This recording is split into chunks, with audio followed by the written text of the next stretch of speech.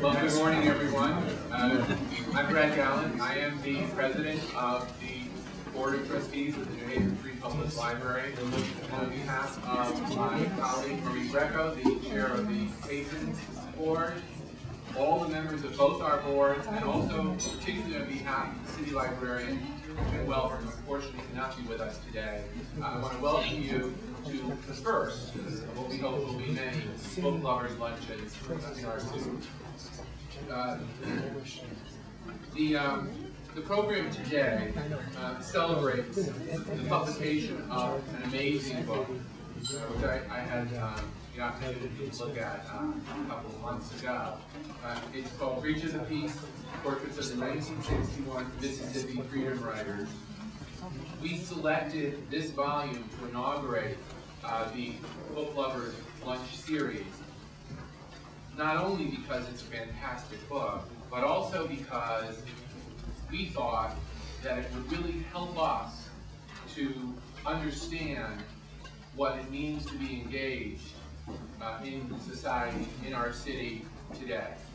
Take some of the things that the subject of this book did as models for ourselves. Sometimes people ask us, what is the library board and what is the patrons board? What do they have to do with each other? And the simple answer is the library board is responsible to the citizens of New Haven and all the citizens and residents of our state and city for running the public library system. We are funded significantly, very significantly, by the city through the generosity of the Board of Aldermen and our mayor, all of whom are really great supporters.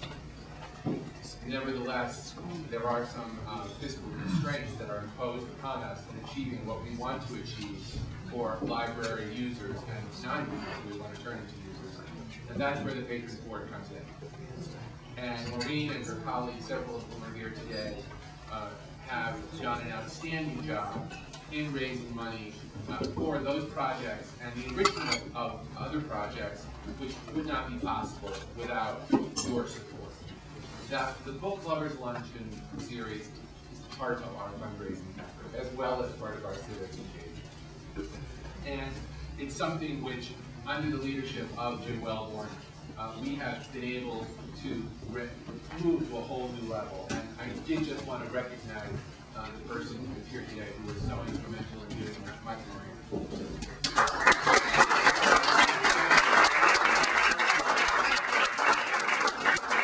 My predecessor on the library board and Marie's predecessor on the Patrons board. I don't think we're going to have that double act again, at least Marie and I.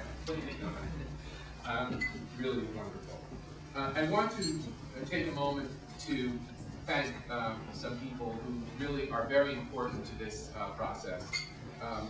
The presenting sponsors that we have for this program, our friends, Roz and Jerry Meyer, whom we're so grateful, and also the Seedlings Foundation, whom we're also extremely grateful.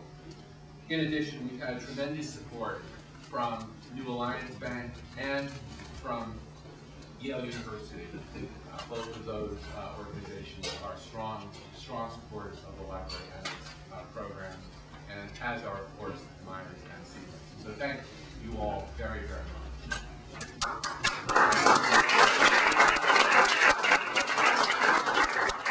I know it really pains Jim not to be here today, and he would be here if it were possible. I just want to tell you on his behalf how important he and all of us believe this type of event is for the library. We're trying to reach out to new groups of people all the time, to interest people in what we do and to make them aware of how important what we do really is. And I have to admit, I took advantage of chatting with Roxanne to raise the possibility that her high-profile talk show performances could lead into more high-profile information going out to the people who listen to NPR about some of the efforts that we have ongoing. And we're going to hold her to her generous promises of support. And it really is important to us that people like Roxanne Cody support the public library systems. Without that kind of attention, we would languish. It is very hard to reach out to people in the surrounding communities, to bring them in to support our efforts here. They have their own commitments, they have their own libraries, but we serve a somewhat different purpose. And we need their support, as well as the support of people and organizations in this engagement. Very briefly then, the program will be introduced itself by Roxanne, and she'll be introducing our moderator, Jonathan Holloway, who is professor of history at Yale University. She'll also be introducing Eric Etheridge, the journalist and photographer who is the author of this wonderful book, as well as Reverend Reginald Reed, Ellen Diskin, and Lula White. All of that will come, but not yet. Because in order to make this as efficient, and since I'm a lawyer, that's a word we use all the time, believe it or not. In order to make this as efficient and smooth as possible, we're going to start with some of the lunch being served now, and then we're going to pick up again in a few minutes with Roxanne. So, enjoy yourself, chat. I don't think it's required that you remain in your seat throughout the meeting, but we thank you very much for being here. This will be a tremendous, this is a really great opportunity for us, not only to do some fundraising, but also to have fun and have a really wonderful night. So thank you very much for being here.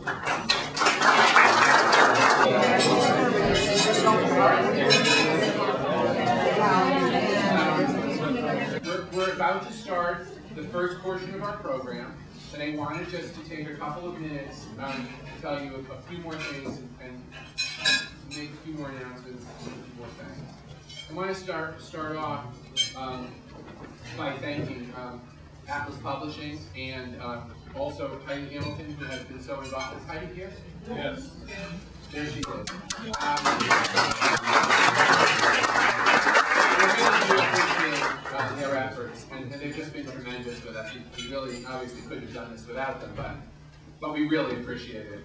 I also want to say a word about the folks who actually organize these on behalf of the library and the patrons. The staff from the patron side, Jeff Johnson and Barbara Sagaloff, are just, they're just a part of the library, really. I don't know what else to say. We don't distinguish between the groups, but they're fantastic, and we're really grateful for their work.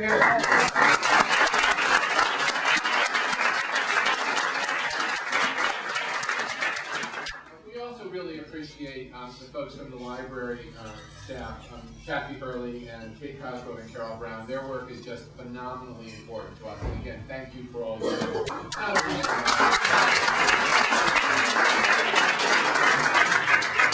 We are very, very fortunate in the Patriot Public Library System to have such a dedicated and tremendously just well-qualified, skilled staff. We really do so much more of what we have than you would believe possible. It's really do that. You may wonder why there's a copy of the Yale Daily News on the tables. Reverend Green spoke at Dwight Hall yesterday, and there is a picture and a story in there about it. We thought you might like to see it and share it with the other people at your table. Quite remarkable. We do want to thank our Book Lovers Luncheon Host Committee, who really organized this program with the help of our staff, and we are extremely grateful for their work, and we look forward to calling on them again. There was also a special events committee set up for our Breach of the Peace project. We had, there were educators, civic leaders, and activists, others involved in the cultural side of life here, and they met several times. They're going to continue to meet and be involved in this project after today, and they are talking about kind of building on this to have a series of community conversations with our local citizens and residents who remember the Freedom Rides, and some of whom participated in the civil rights movement. We have a tremendous oral history program in New Haven, actually largely run by one of Jonathan's colleagues and from the history department at Yale. And it's really, that might be a part of that project as well. So we'll see what happens with that. But they're a very talented group, and we really appreciate the events committee's help in this. I did want to mention tonight at 6 o'clock in the Ives facility, which is our main branch of our library on the green, there is going to be a public program. It's going to be similar to what you're seeing today, although not identical. And that's going to start at 6 o'clock. Please encourage anyone who you think might be interested in attending to join us there. We're very much excited and looking forward to that. All the money that we raise today is going to help the library fund the programs that it runs throughout our city. We couldn't do that without the support of groups like this. We really appreciate your support. I can't tell you how much difference it makes. It's really crucial. The city gives us enough, the state gives us enough to keep open. Without this, we couldn't take that next step. So we have nothing to build on. This makes all the difference. Thank you. Roxanne.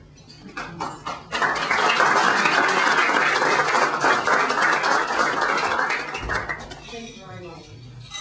I'm delighted to be here, and I can't resist taking this opportunity. I know I'm probably speaking to the converted, but under Jim Welburn's leadership, the role that the New Haven Public Library plays in our community is critical. And for those of you who I know, you've probably heard me say this often, but it always bears repeating. We live in a city where 40%, 42% of the population is functionally illiterate. And without institutions like the library, those numbers will get worse. And there are programs like the Bookmobile and other outreach programs that the library is doing that are absolutely critical to the survival of a city like New Haven. So I want to thank all of you that are such staunch supporters. Your job is to go out and find other staunch supporters so the library can continue to do the kind of critical work that it's doing. So to those of you here from the library, thank you. And much is attributable to Jim's leadership. I'm always fascinated. I get to spend not enough time with Jim, but enough to know that there's not many people that you can talk poetry with, and then he's telling you about the latest business strategy book. So he's a pretty special person. I just wanted to express my appreciation. My job is to introduce Jonathan Holloway, who will be moderating our panel, and to introduce our guest of honor, Eric Etheridge. Jonathan, who most of you probably know, is with Yale University's Professor of History of African American Studies and American Studies, and is now a Master of Calhoun College here. He did his grad work here, left for a while, but he's been with us here in the city of New Haven since 1999. He himself is an author of a book called Confronting the Veil, and is editor of Ralph Bunch's A Brief and Tentative Analysis of Negro Leadership, and co-editor of the anthology Black Scholars on the Line, Race, Social Science, and American Thought. And by having him at lunch here today, we're keeping him from the work on his next monogram, which I can't wait to see this. We're talking a little bit about it at lunch, called Jim Crow Wisdom, Memory, Identity, and Politics in Black America from 1941 to 2000. And maybe he'll share with us briefly a little bit about that project. He currently teaches at the university on post-emancipation, social, cultural, and intellectual history. And as I mentioned, in 2005, he became a master of Calhoun College. Eric Etheridge, who is our distinguished journalist photographer and the author of Breach of Peace, is our guest. He was born 1957, grew up in Carthage, Mississippi, which is a small town that was maybe thousands of miles from Jackson, Mississippi in some ways and quite close in others. And he's a very well-known editor that has done work for the Rolling Stone, the Observer, Microsoft, the New York Times, and embarked on this project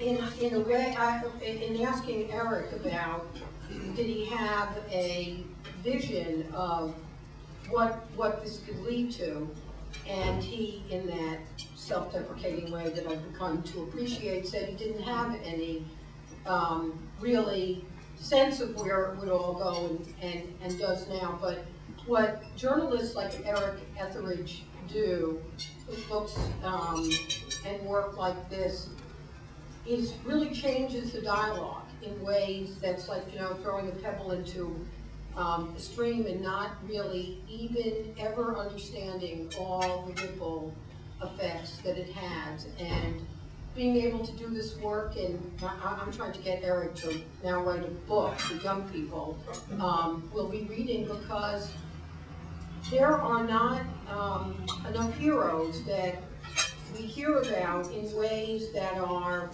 small and large. And by doing work like this, we remind people that each of us have the potential to be heroes. So we are very fortunate to have Eric having done this work and be here to share the conversation with us. So if you would please join me in welcoming Eric Etheridge.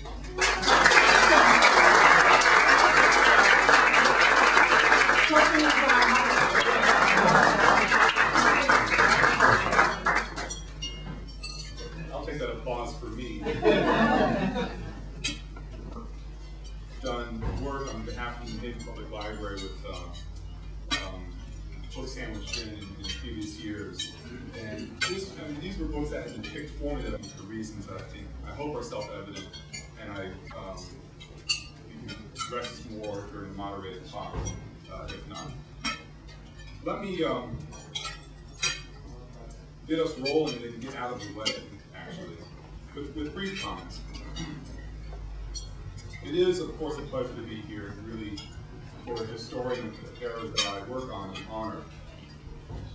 As a historian, I'm accustomed to looking backward and to telling stories about the past that will help us live a more informed and hopefully a more humane life in the present. Teaching the Post-Emancipation African American Survey, something I prefer to call the Post-Emancipation American History Survey, for what it's worth, gives me ample opportunity to look at the monumental challenges earlier generations of citizens faced and the creative ways in which they sought to claim that which was already theirs, a recognition of their humanity and their full rights as citizens. Many times over the past 15 years, I've been teaching a version of this course, and I've heard my undergraduates struggle with how to find meaning for themselves. I've watched them wonder about how they will make their mark on the world. After all, so many of them are reading about and listening about people their own age who broke ranks with what society told them to do, where they should live, and how they should comport themselves. In various ways, my students have wondered what there was left to do. A painfully naive question, but one that requires a patient answer. They have tried to find space in their politics for thinking about race during the so-called post-civil rights era, and they have wondered how, if the moment presented itself, how they would summon the courage to make a great sacrifice with no promise of return. The historian in me tries to reassure them, works to help them understand the context of the various decisions and actions in the past, and encourages them to think more deeply and more expansively about how the past informs their present. More than anything else, I try to make sure that they appreciate the immediacy of the past, that it is living, it is alive amongst them. In the current presidential campaign, my students see this a bit more clearly than they have in the past, and a number of them have gone out to communities as close as New Haven, just up the street, and as far away as Nevada. They've gone into these communities to participate in occupying an active role in one of the more historic moments in this country's existence. Regardless of the outcome on Tuesday, I'm inspired by these students and proud that they are using the past as a motivation to change the present and in turn shape the future. Today in this lunch, we get to participate in the same kind of conversation. We have the great honor of having in our company several individuals who bore witness to radical change, who in fact risked their lives in the hope that change might come.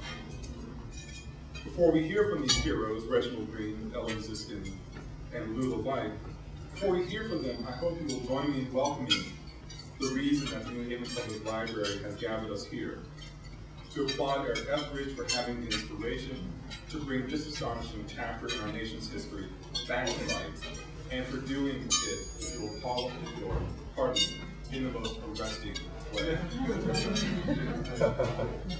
Eric Etheridge has assembled in a picture piece a photo document that, in its own quiet way, makes clear that which is usually opaque. That great change happens when ordinary people stand up and pursue extraordinary goals. In the end, this is the lesson that I try to teach my students in my post-emancipation course, that they too can be a part of history and do something that is larger than themselves. Aren't we lucky then that we have people like Eric Etheridge and the Freedom Riders we will introduce who can join us in this effort to teach our past so that we may live a more ethical future. Eric Etheridge.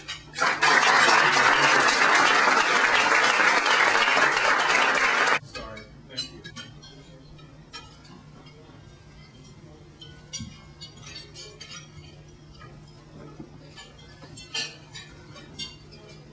Thank you, Jonathan. It's great to be here today. I didn't realize this was the inaugural session of these kinds of events. That makes it a little bit more special. I think you'll enjoy certainly hearing from Ellen and Lula and Reverend Green when they talk. I also want to thank the sponsors, Ross and Jerry Meyer, and the Seedlings Foundation for her support not only of today's luncheon, but of this book, without which none of us would be here. And I would probably still be driving around the country looking for freedom riders. Also thank you, Roxanne, for your kind words. And also thanks to Heidi for all your work. And Heidi's going to wave at me when 20 minutes is up. So I'll stop.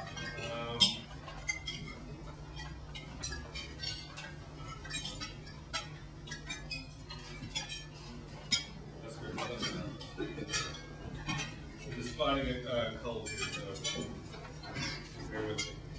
We're here today because of the remarkable events of 47 years ago. In 1960, the Supreme Court had ruled that segregation in bus and train stations was illegal. But in 1961, of course, southern stations were still segregated, and the federal government was making no effort to enforce the law. The Freedom Riders changed all that with a daring, imaginative, and successful raid on the heart of the old Confederacy.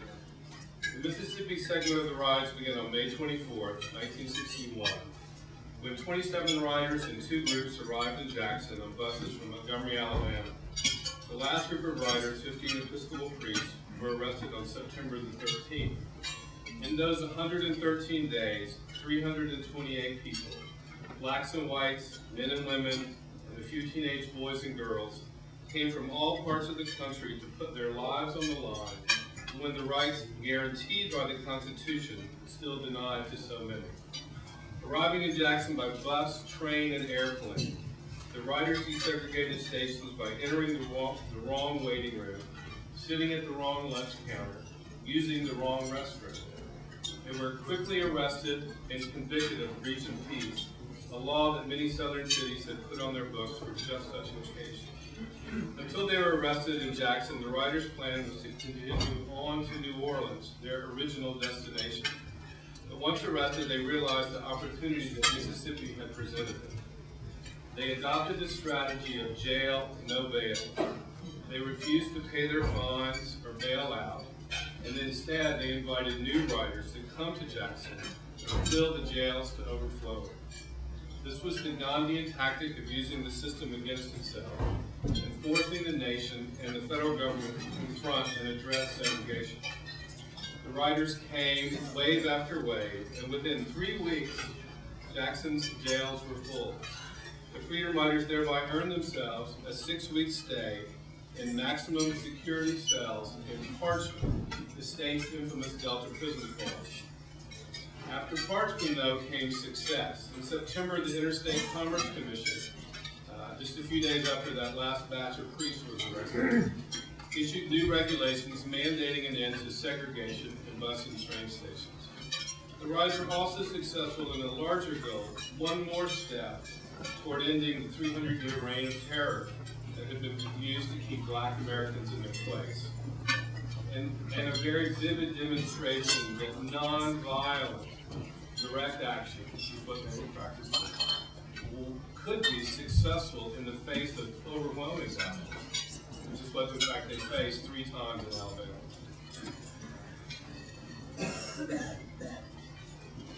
We're also here tonight, or today, the mugshot of every Freedom Rider arrested in Jackson in 1961, from the most unlikely source possible. The Mississippi State Sovereignty Commission was created in 1956 and charged with doing any and all things necessary to preserve segregation. The Sovereignty Commission hired a former FBI agent who had worked for Hoover and set up a network of informants across the state to spy on anyone they suspected of subversive activities. The Sovereignty Commission was basically Mississippi's Stasi. When the Freedom Riders hit town, the Commission collected the mugshots and filed them away. Many years later, in 1998, a lawsuit forced the state government to release the Commission's files, including the mugshots, to the public. I first came across the mugshots in 2004. As soon as I saw them, I knew they were a major addition to the historical record. Here is a picture of the emergent civil rights movement plunging forward, deftly taking its strategy of nonviolent direct action to the national stage. Here are the faces of the student-powered 60s. Here is history told at an individual level. As portraits, the mugshots are always compelling and frequently stellar. I was captivated by these images, and I wanted to bring them to a wider audience. I wanted to find the writers today, to make new portraits and hear their stories. I also wanted to learn my own history. I grew up in a rigidly segregated small town in Mississippi. I was 4 in 1961, so I was not aware of the Freedom Riders. But even as I grew older, and even though the issue of race diffused virtually every aspect of my daily life, I remained mostly unaware of the various campaigns the state's Black citizens were waging to secure their freedom. In the last 4 years, I've located and photographed just over 100 riders, 80 of whom are featured in the book. I want to show you a few of those mugshots and portraits that I made. But first, I want to show you just a little bit of history, so you understand the story of the Freedom Riders. Freedom Riders were created by James Farmer at the Congress of Racial Equality in 1961. 1960 had been the year of the sit-ins, movement that broke out in North Carolina and quickly spread throughout the South, where students were sitting in at lunch counters, and movie theaters, and other kinds of public facilities. And it was very successful, but the movement was always looking, how can we up the ante? What can we do next? How do we keep pressuring the system? And the Supreme Court had ruled in late 1960 that bus stations and train stations serving interstate customers could not segregate. And Farmer and the folks at CORE decided this would be a good time in '61 to do a freedom ride, they called it. Basically, sending some riders out from Washington to New Orleans to desegregate bus stations along the way, to sort of see what would happen, to try to draw attention to the fact that the federal government was not enforcing the law. So on May 4th, 1961, about 13 riders, men and women, black and white, left Washington on 2 separate buses. They made their way through the Upper South without too much difficulty. There was some violence in Rock Hill, South Carolina, until they got to Alabama, and that's where kind of all hell broke loose. They arrived, one bus of riders arrived in Anniston on Mother's Day, May 14, 1961. The bus was set upon by a mob at the train station, and then as they tried to leave town, the mob took two buses, cars and trucks. They'd already slashed the tires of the bus, and they kind of ran it down outside of town, and then they firebombed it. And for a few minutes were successful in keeping the Freedom Riders from getting off the bus. This eventually yielded a newspaper photograph of the hulk of the burned bus that was seen literally around the world.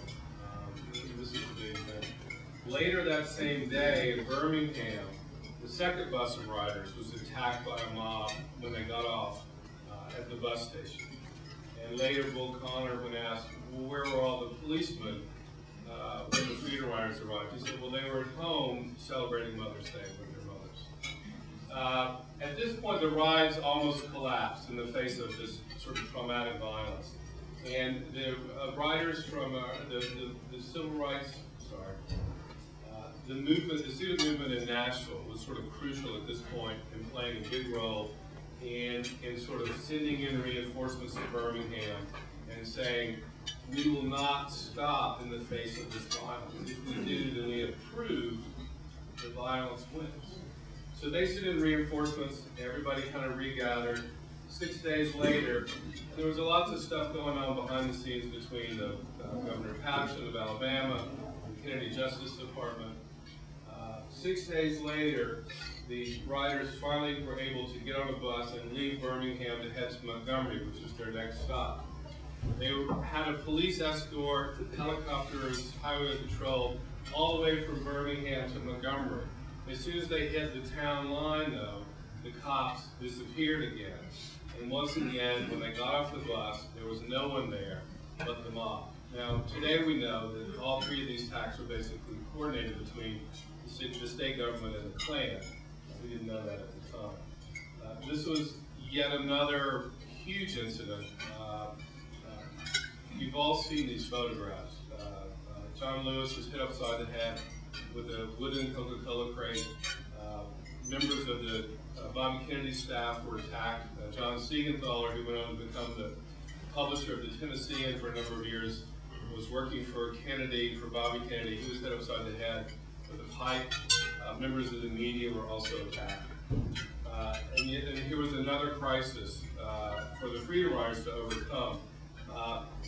At this point, pretty much everybody, I mean everybody was calling on the Freedom Riders to halt, to take a moment. And maybe you've done enough. It certainly caused a lot of violence. Let's take a step back. You've proved your point. And this was coming from the editorial pages of the New York Times. This is certainly coming from the Kennedy administration, who was just a few weeks away from meeting with Khrushchev in Vienna for the president's American citizens on the front pages of newspapers around the world. Even the more established civil rights organizations have never really been big fans of the Freedom Riders to begin with. Urban League and NAACP, those folks who preferred, as always, a more litigious strategy for making progress, were very, were not very supportive. But the riders pressed on, and on May 24th, they sent the first 27 riders into Jackson.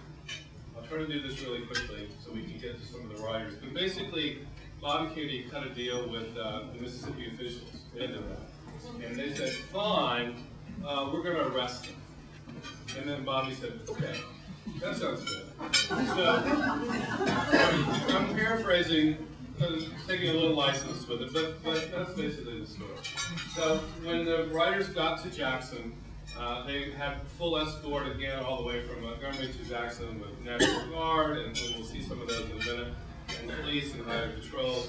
And they were greeted politely and quickly and efficiently arrested, which is probably the last thing they were expected. But once they were arrested, they realized, as I said before, this was their moment to employ jail, no bail, and to use the system against itself, and to abandon the idea of going on to New Orleans, make Jackson the new goal, and invite the world to come and join them. So the movement quickly set up staging cities to send writers into Jackson. New Orleans was one. Most of the writers who came through New Orleans into Jackson came from the West Coast. Almost a third of all the writers came from California. A lot of those were college students from back east and elsewhere. They would gather in New Orleans, maybe get a session or two on nonviolence and how to behave if you were attacked, maybe go on a picket line or two. And then in New Orleans, they took the train into Jackson. Nashville was the other big staging city, mostly again people from the East Coast and from the Midwest. Nashville had a very established student movement, as I said earlier, and they were doing a lot of picketing at this point, so they would always usually go out on a picket or two, and then take the bus into Jackson. And for a while, Alabama was able to get a court order to block freedom riders coming through Montgomery, but eventually it opened up back as well. Okay, so that's the history. And now let's talk about the freedom riders. Helen Singleton was one of the first people that I found and photographed several years ago. She lives in Los Angeles today, as she did in 1961. She was originally born and grew up in Philadelphia, as did her husband, Bob Singleton, who's also a freedom rider. They had moved to LA in the late 50s. Bob was a graduate student at UCLA, and Helen was an undergraduate student. I love this mugshot. I mean, I think it really sort of speaks to what's so great about all of them. It's, you know, the expression in her eyes and her face is just, you know, so powerful. And to me, there's a real sense of presence, and that she knows exactly what she's doing, and that she's in exactly the right place, and doing exactly the right thing. And I think that's what's so remarkable about the fact that we have these mugshots today. We can see these people, you know, moments after they were arrested, you know, literally in the heat of battle. And she looks, you know, so determined and strong. You know, of course, I told her all this when I met her. She said, but Eric, I'm a skater. And I said, but I think you can be both at the same time. She and Bob, like I said, still live in LA. He's still a professor at Loyola Marymount, economics professor. Helen was an artist for a number of years. They have 3 boys. And later she became an arts administrator, working for groups like the Los Angeles County Museum, the California Arts Council, and other museums around the country. Another one of my favorite mugshots. This is Catherine Burks, now Catherine Burks Brooks. She was born in Birmingham, and she was part of the national movement as a student at Tennessee State University. Like a lot of freedom riders, black freedom riders from the South, she got her start as a protester at a very early age. And I wanted to read some of what she told me during our conversation. I might have been around the 5th or 6th grade when I began to protest the way things were. I refused to step aside when walking downtown, this is Birmingham, when a white person would approach me. In high school, we rode city buses to school, and one day my friends and I threw the colored sign out the window. Later, during the sit-ins and picketing in 1960, now this would be in Nashville, it was touchy to maybe have someone push you and to not push back. I was Christian and everything, but I was kind of used to pushing back. Don't you see that in her face? Used to not stepping to the side. With the nonviolence, you're kind of stepping to the side. I can remember in one of the demonstrations, a white fellow with a cigarette coming toward my face. I was just standing there, and I was not going to move. My girlfriend, Lucretia Collins, who was also a freedom rider, was behind me. She told me later that she was going to put her hand in front of my face. He didn't put the cigarette on me, but I planned in my mind I was going to stand there. Encounter is also typical of a lot of the freedom riders who were willing to embrace nonviolence, not necessarily as a way of life, but as a tactic that would work in '61 and for a few years. You have people like John Lewis and Jim Lawson and others, Bernard Lafayette, She teaches nearby at the University of Rhode Island, Nonviolence Institute. You know, it was really a way of life for them, a way of living. But for other people like Catherine, it was something they thought would work right then and there. Catherine went on to work in, she did some voter registration work in Mississippi from 61 to 62. She eventually graduated from Tennessee State in 62. She raised money for a while for SCLC. Since 1979, she's been living back in Birmingham. She worked for Avon for a number of years, and since retired, and she still works pretty much full-time as a substitute teacher in the public schools. And if you ever have a chance to read 2 more minutes, really? If you ever have a chance to read David Halberstam's book, The Children, she figures a lot in it. She's still a very strong and powerful woman.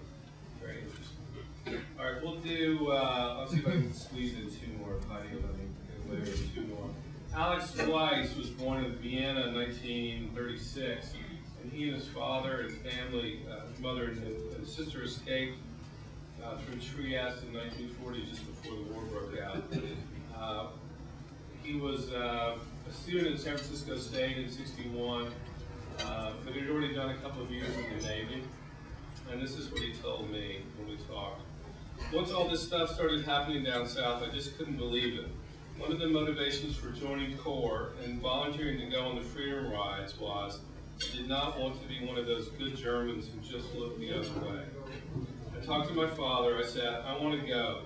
He was totally against it. You're going to get killed. It's not us this time. It's the Schwarzes. I said, hey, you know, this is what happened to you. I'm not going to stand by.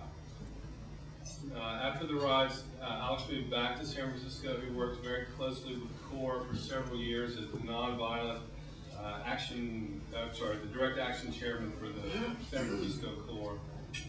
He later worked for a long time for the zoo as a zookeeper, also as a park ranger in the California parks. He's retired today, but he's very busy right now because he also works for the Alameda County Department of Elections. I'm sure he'll be very busy. Let's see here. I'm going to skip ahead. You'll have to buy the book, or you get the book and read about Hank Thomas. It's really great. And Marv Davidoff from Minneapolis, who had a high all time in Jackson. And end with Richard Stewart. Richard was grew up in New Orleans, and he went into Jackson with the group of Helen and Bob Singleton. We talked. He lives in LA today. When we talked, he told me about his last day at Parchment, and I'll read you some of that. When we were released from Parchment, we were given our clothes. Oh, some of the language in here is, as we say on the internet today, NSFW, not safe for work. When we were released from Parchment, we were given our clothes and whatever belongings we had in paper sacks. I noticed that this officer was watching me. He just had his eyes on me, and I knew who he was because I had heard about his infamy. So that guy said, "Where's yours?" And I said, right there, over there. So he went to pick it up. His name was Sergeant Story. He came over to me. He said, "Is this yours?" And I said, "Yeah." And he said, "Yeah, what?" And I said, "Yeah, it's mine." And he said, "Yes, what?" And I said, "Yes, officer of the law, that's mine." He said, "Look, boy, your ass hasn't left here yet." Right at that moment, I thought, this motherfucker's going to put me in the shit with a real deal. Like he brought the reality back to me. I said, "Yes, sir, that's my bag." "All right, now get your ass on out of here." Whew, but I hated it. I hated it. I hated to do that, but I felt like there was no choice. I got to get out of here. That was one that will stay with me for the rest of my life.